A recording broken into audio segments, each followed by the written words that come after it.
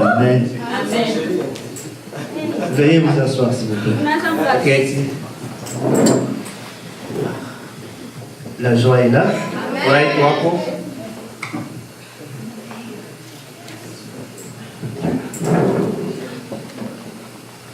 Nous glorifions Dieu encore ce matin pour votre présence.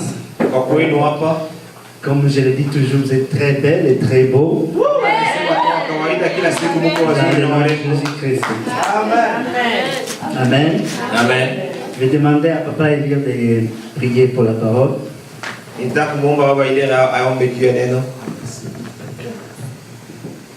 Seigneur, nous voulons te dire merci pour ce matin. Merci Seigneur pour ta présence. Merci parce que tu nous as fait du bien.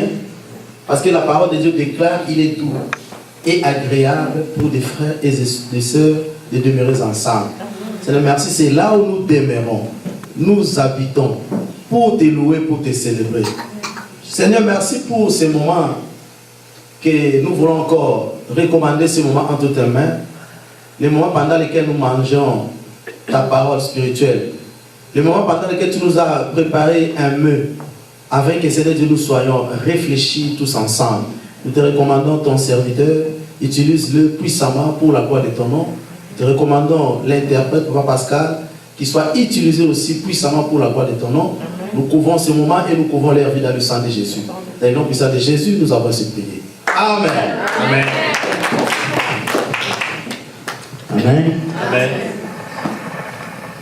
Merci Papa Pascal. Asante Papa Pascal. Je voudrais demander, est-ce qu'il y a quelqu'un qui prend les notes quand on prêche, quand on... Oui. Nimetaka kuuliza kuna mtu ambaye anaandika wakati tunahubiri. Je ne suis pas un prédicateur moi. Mimi siko mhubiri. Mais Dieu a mis en moi le don d'enseigner. Na Mungu amenifanya mimi kuwa mwalimu. C'est là où je me sens à l'aise. Ndani hapo najisikia kuwa huru. Si vous pouvez remarquer, ça ne m'arrive pas de crier.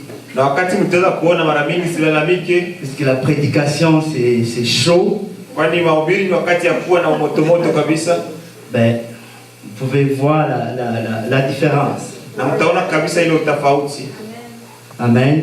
Amen. Soyez disponibles et écoutez et attentifs. Ya muhimu ni kusikia na kuelewa. Et Dieu va nous bénir tous. Na Mungu atubariki sote. Puisque nous ne sommes pas déplacés pour venir juste nous contempler. Hatukuja hapa kwa bure tu. Mais c'est pour recevoir. Ila tumekuja kupokea. Et quand nous recevons, na wakati tunapokea, nous sommes aussi disponibles pour donner. Tuko tayari kupana. Puisque nous avons appris à recevoir. Kwa kuwa tumefunzwa kupokea. Je vais revenir un peu en arrière pour les deux enseignements que j'ai donnés ici.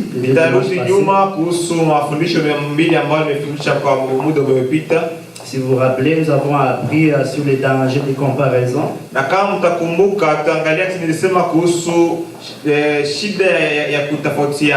Et ses inconvénients. Et nous avons aussi appris sur l'évangélisation.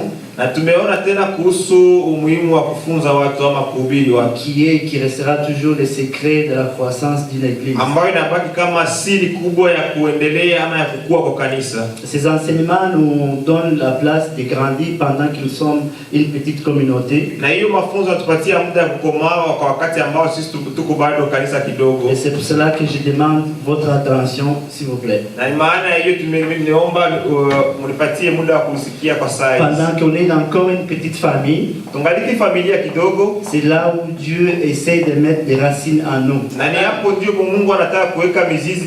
Pendant que nous sommes encore une petite famille, c'est là où on se connaît encore beaucoup plus.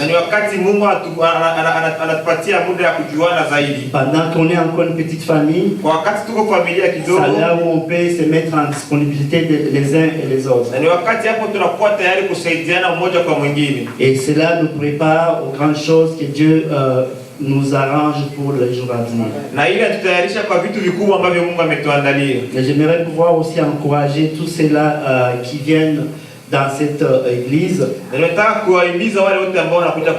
avoir envie de rester. Si vous n'avez pas encore envie de rester, faites un pledge avec votre Dieu pour rester. Ya muhimu ni kujipatia hamu ya kubakia ndani ya kanisa, na kama hujifaa ombe Mungu akupatie umuhimu ubakie ndani ya hii kanisa. Et tous ceux-là qui n'ont pas l'attachement à une église, de le faire aussi. Na wale ambao hawajakuwa na kanisa ambao wanatumika kwa wengine waje wakati kujiunga na sisi wa kufanya hiyo huduma. Nous avons la grâce d'écouter, tuko na neema ya kusikia et d'apprendre, na kujifunza, d'être enseigné.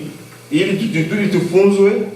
Et puis nous avons aussi la grâce d'avoir un pasteur, un berger avec nous. Na tuko na neema tena ya kuwa na mchungaji katikati yetu. C'est dans notre profit de nous accrocher à la parole de Dieu. Na hiyo ni kwa faida yetu sisi ya kusogelea uso wa Mungu.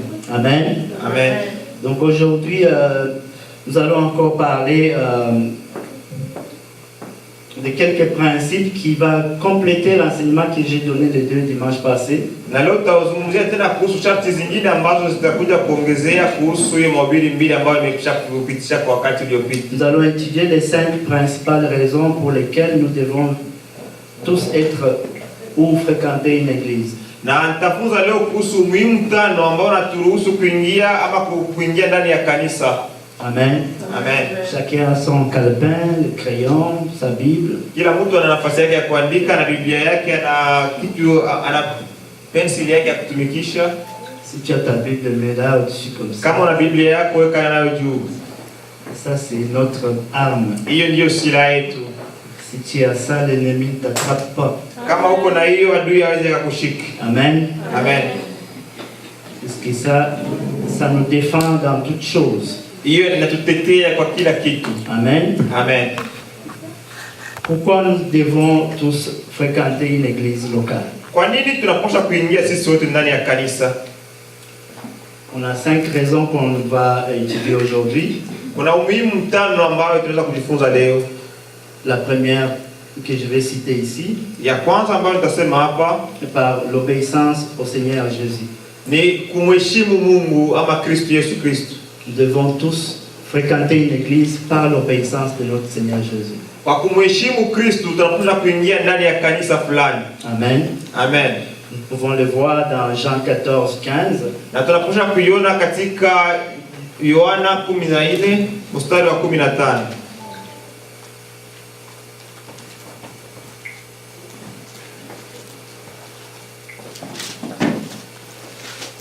La parole dit: si vous m'aimez, gardez mes commandements. 14 mstari wa 15. Amen. Amen.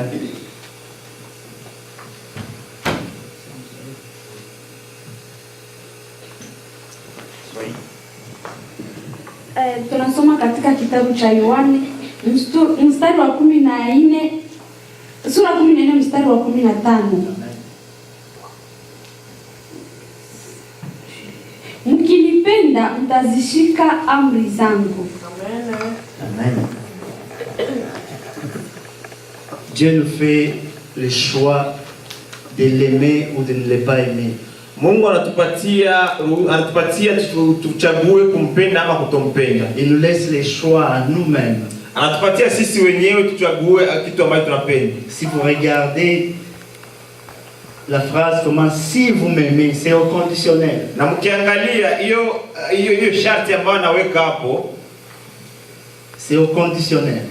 Ni sharti tu mtu mwenyewe anajipatia. Donc il te laisse le choix de l'aimer, anakupatia wewe mwenyewe, et de garder ses commandements. Anakupatia wewe mwenyewe umpende na uchunge amri zake. Jésus est clair dans ce sujet ici. Na iko wazi kabisa, si quelqu'un l'aime vraiment, kama mtu anampenda kwa ukweli, il obéira à ses commandements. Anapaswa kuheshimia amri zake. Donc si vous aimez le Seigneur, na kama unampenda Mungu, vous devez fréquenter une église. Unaweza kuingia ukanisa, une église locale, na kanisa la kipekee, car c'est la volonté de Dieu. Na hiyo ni matakwa ya Mungu.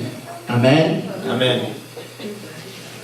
Nous pouvons lire aussi dans Hébreux 10, 25. Tunaweza kusoma Waebrania 10 mstari wa 25.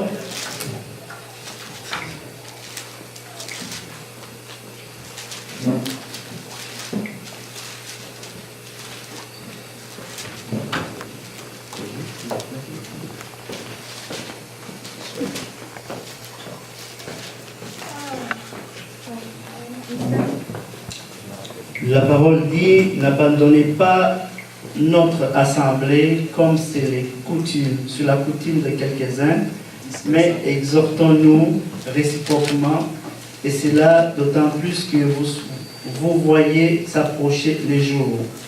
Hébreux 10, 25. Tunasoma kitabu cha Ibrania sura 10 mstari wa 25. Wala tusiache kukusanyika pamoja kama ilivyo desturi ya wengine, bali tuonyane na kuzidi kufanya hivyo kwa kadiri mwonavyo siku ile kuwa inakaribia. Amen. Amen. Pour moi, c'est la principale raison pour laquelle je vais à l'église.